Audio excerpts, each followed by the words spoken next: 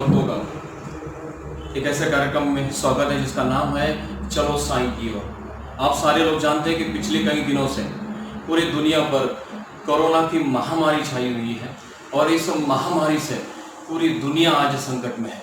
और इस संकट के साथ साथ एक शिरडी में भी एक ऐसी घटना घटी कि जिसके बारे में किसी ने कल्पना भी नहीं की थी, और वो है कि शिरडी का साईं मंदिर भी 17 मार्च को बंद करना पड़ा। और मानो उस दिन से साईं बाबा साईं भक्तों के इंतजार में आज तक वहां पर बैठे हैं, साईं मंदिर में बैठे हैं। तो कई लोगों को ऐसा लग रहा है कि कब जाकर साईं के दर्शन करूं, कब जाकर साईं से मुलाकात करूं। लेकिन कुछ दिन और इस मुलाकात के लिए साईं भक्तों को इंतजार करना होगा। ये समय ऐसा है कि जिस समय आप सारे लोग जानते हैं कि ये महामारी मार्च के महीने में जब आती है, तो ये महीना ऐसा होता है कि जिस महीने में सारे स्कूल कॉलेजेस सारे बंद होते हैं, छुट्टियां होती हैं और सारे बच्चे अपने घरों में अपने माँ बाप के साथ, परिवार के साथ खुशियां मनाते हैं। लेकिन इस बार की खुशियां थोड़ी सी अलग खुशियां हम लोग देख रहे हैं। पता नहीं कि बच्चों पर क्या बीत रही होगी, अपने घरों में बच्चे किस तरीके से अपनी खुशियों को मनाते होंगे। लेकिन आज ऐसा ही हमने एक प्रयास इस कार्यक्रम के माध्यम से किया है। शिरडी का एक छोटा बच्चा हमारे साथ यहाँ पर है कि सागर माहेश्वरी आज हमारे साथ है। उनसे हम लोग एक ऐसी बात करेंगे जिस बात से दुनिया के तमाम बच्चों तक एक अच्छा संदेश देने की एक प्रयास हम आज यहाँ पर कर रहे हैं। हम ये उनसे पूछना चाहते हैं कि जब कोरोना की महामारी ने सारे घर बंद कर दिए, सारे मंदिर बंद कर दिए, तो आपने आपकी खुशियां किस तरीके से अपने परिवार के साथ बांटी। तो सागर से हम ये पूछना चाहते हैं कि सागर, जब 17 मार्च से साईं का मंदिर बंद हो गया, 22 मार्च को जनता कर्फ्यू के साथ साथ पूरा देश बंद हो गया, तब आप अपने घर में अपने माँ बाप के साथ किस तरीके से आप अपनी खुशियां मना रहे हैं? सबसे पहले आप सभी को ओम साईं राम। और कोरोना महामारी की वजह से जो साईं मंदिर बंद हुआ, ये बहुत बड़ी बात है, क्योंकि पहली बार शिरडी में साईं मंदिर बंद हुआ। और इसके बारे में जिस तरह से मेरे मम्मी पापा हम घर पे रह रहे हैं और घर पे रहते हुए साईं का सुमिरन करते हुए अपनी खुशियों को उनके साथ बांट के अपने दुख है जो उन्हें कम कर रहे हैं और खुशियां बढ़ा रहे हैं। इस तरह से हम अपने घर में रहकर साईं का सुमिरन कर उनके पास जा रहे हैं। और मंदिर, हमें ये विश्वास है कि लॉकडाउन भी खत्म होगा और कोरोना भी खत्म होगा और मंदिर भी खुलेगा। इस बात की मैं गारंटी दे सकता हूँ, क्योंकि महामारी हमेशा नहीं रह सकती। क्या बात है सागर, आपको ये बात किसने बताई कि बाबा का मंदिर बंद हो रहा है? 17 मार्च को जब मंदिर बंद होने की बात आपको जब बताई गई, तो आपके मन में पहला विचार क्या आया? जब 17 मार्च को मंदिर बंद हो रहा था, तो उस दिन जब मंदिर बंद होने वाला था, 1-2 घंटे पहले हम लोग मंदिर ही गए थे, बाबा के दर्शन किए।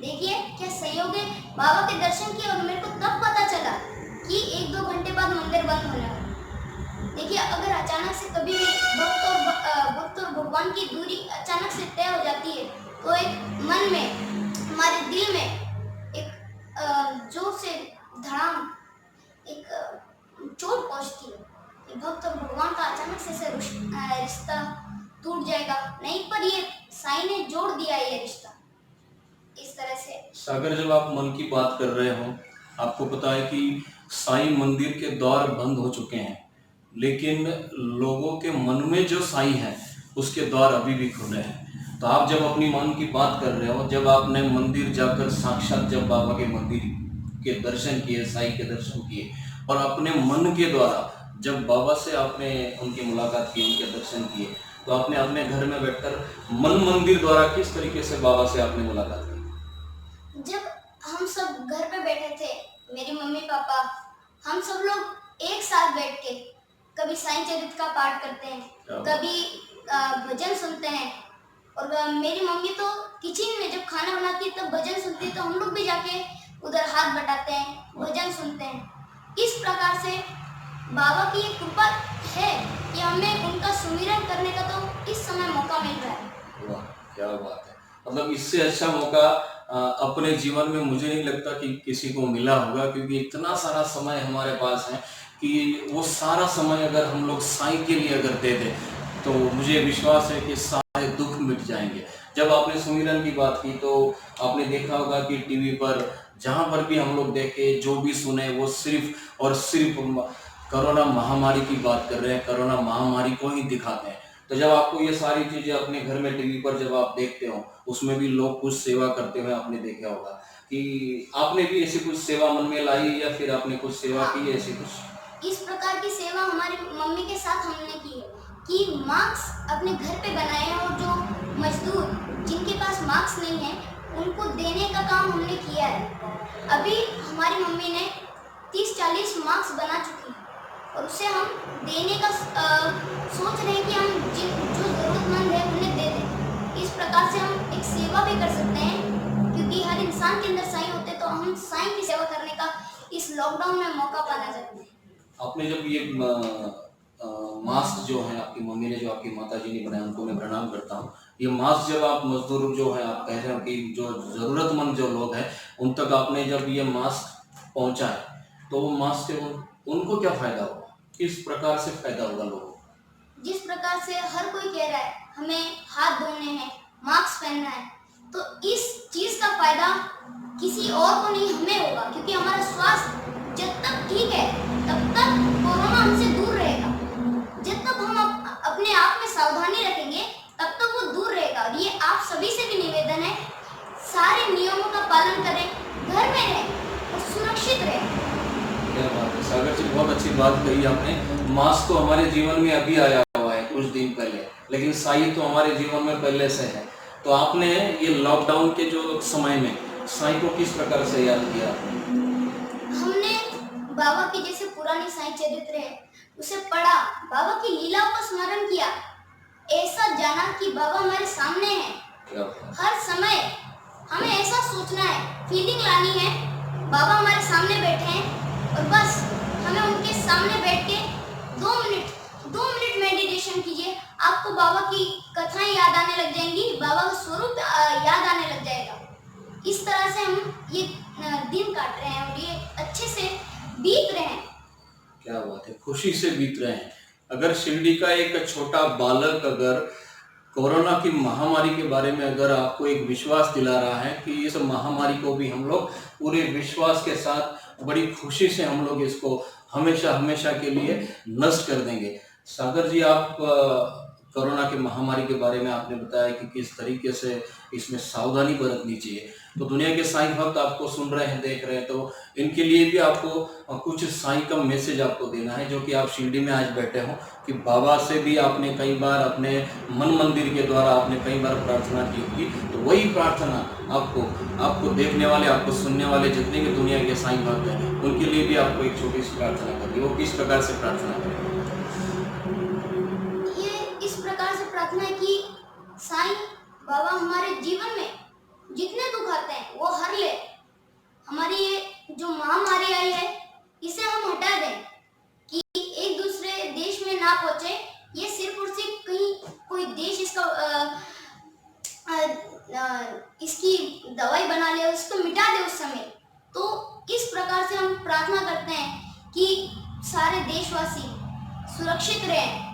इस बात की मंगल कामना करते हैं। हम क्या, पूरा देश आज जिस बात की मंगल कामना करता है कि कोई भी नहीं चाहेगा कि हमारा देश संकट में जाए। यहाँ तक भगवान भी नहीं चाहेंगे हमारी मानव जाति संकट में जाए। इसलिए भगवान से यही प्रार्थना है कि हम सभी को स्वस्थ और सुखी रखें।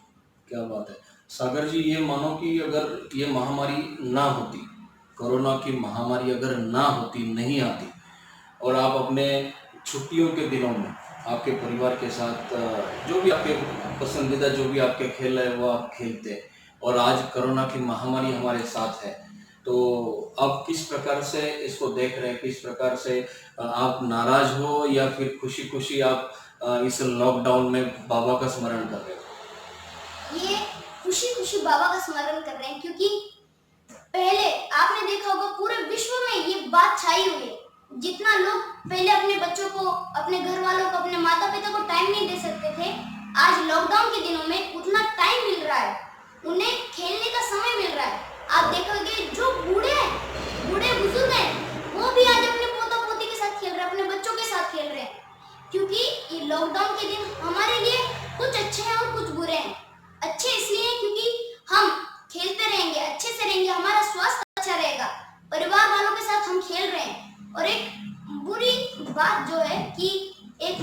संकोच रहता है कि आज मंदिर बंद है। ये आप सभी के मन में रहेगा कि आज मंदिर बंद है, बाबा के दर्शन नहीं हो रहे। बहुत सागर जी, जब आप बात करते हैं ना तो आपसे मैं बड़ा हूँ और मेरे से भी कई लोग बड़े जो सुन रहे हैं आपको, उनके लिए तो आपने बहुत अच्छे अच्छे शब्द, आपने अच्छे अच्छे विचार उनके सामने रखे। अगर आपको छोटे छोटे बच्चे आज सुन रहे हैं, देख रहे हैं, तो उनके लिए क्या कहेंगे आप? उन सभी के लिए एक बात कहनी है, आप लोग जितना हो सके अपने परिवार वालों को खेल कूद में इसमें ज़्यादा लें, क्योंकि अभी लॉकडाउन के दिन में कुछ लोग तो सोचते हैं कि जान दो अभी ऐसे बैठे रहेंगे। वो हर समय कुछ ना कुछ, कभी आप देखोगे कहीं भी इंटरनेट में आप कैसे कैसे वीडियो डाल रहे हैं कि कोई पानी निकल रहा है, भर रहा है, इस तरह के मौका ही ना मिले लोगों को अपने साथ, अपने परिवार वालों को अपने साथ खेल कूद में लगाए, क्योंकि खेल कूद भी एक योगा है, नाचना गाना भी एक योगा है। इससे आपका शरीर भी स्वस्थ रहेगा और आपका टैलेंट ये दुनिया को दिखेगा। क्या बात है सागर जी, आज आपकी बातें सुनकर, आज जितने भी साईं भक्त हम दोनों को देख रहे हैं, सुन रहे हैं, इस कार्यक्रम को देख रहे हैं, तो सबको ऐसा लगा होगा आज आपको सुनकर कि कब बाबा के दौर खुले और कब हमारा बाबा से दर्शन हो जाए, बाबा कब हमें बुलाकर अपने दर्शन कराए। मुझे आपसे एक बात करनी है कि जब आपको ये कहा जाए शिरडी वालों की तरफ से कि अगर आप चावड़ी के सामने जाए, द्वारका माई के सामने जाकर बैठे, समाधि मंदिर के सामने जाकर बैठे और बाबा से आपको दिल से, अंतर मन से अगर आपको कहना है कि बाबा आज ही आपको मंदिर खोलने हैं, मंदिर के द्वार आपको आज खोलने हैं, तो आप किस प्रकार से वो प्रार्थना करेंगे? मानो कि आप बाबा के बिल्कुल सामने खड़े हैं, सिर्फ आपके दोनों के बीच एक द्वार है, उस द्वार को आपको खोलना है, तो किस प्रकार से आप बाबा से विनती करें? बाबा ने हमारे जीवन के जितने दुख थे, उन सभी दुखों के तालों को तोड़ के हमें अपने पास बुलाया, उन द्वारों को खोलकर अपने पास बुलाया। और ये कोरोना नामक भी एक द्वार है, इसे टूटने में थोड़ा समय लगेगा, पर साईं ज्यादा देर दूर नहीं रह सकते अपने भक्तों से, अपने बच्चों से। हम साईं के बच्चे हैं, कभी पिता अपने बच्चों से दूर रह सकता है? नहीं ना, तो साईं भी हमसे दूर नहीं रह सकते। वो भी इस बीमारी को जल्द से जल्द हटाएंगे।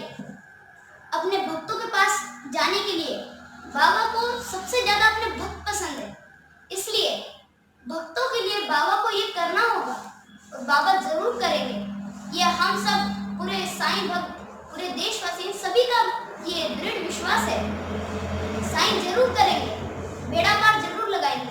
बिल्कुल करेंगे, बिल्कुल बेड़ा पार होगा, क्योंकि जब बच्चों को भूख लगती है तो वो बच्चे अपनी माँ की तरफ दौड़ते हैं, और जब साईं के भक्तों को भूख लगती है तब वो साईं के भक्त अपने साईं की तरफ दौड़ते हैं। और मैं जानता हूँ कि आप सारे लोग यही सोच रहे हैं कि कब हमारे साईं हमें दिखे और कब हमें साईं अपने गले में लगा, अपने गले लगाए और हमारी भूख प्यास को मिटाए बहुत ही जल्द।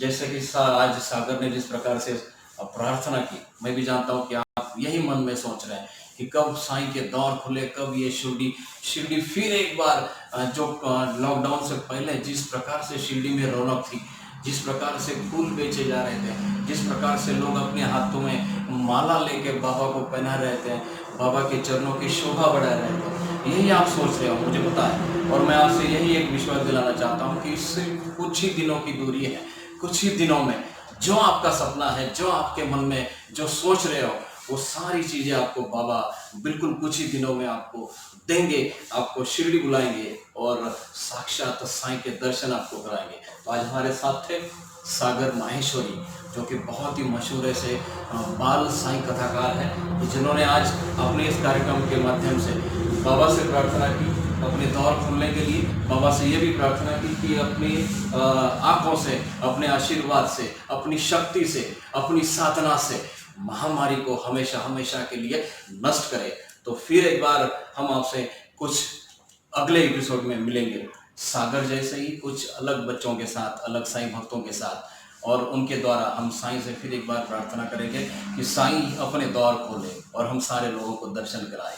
ओम साई राम।